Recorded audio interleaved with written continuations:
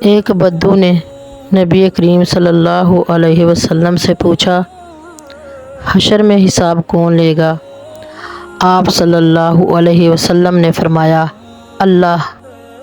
بدو خوشی سے جھوم اٹھا اور چلتے چلتے کہنے لگا، بخدا، تب تو ہم سب نجات پا گئے۔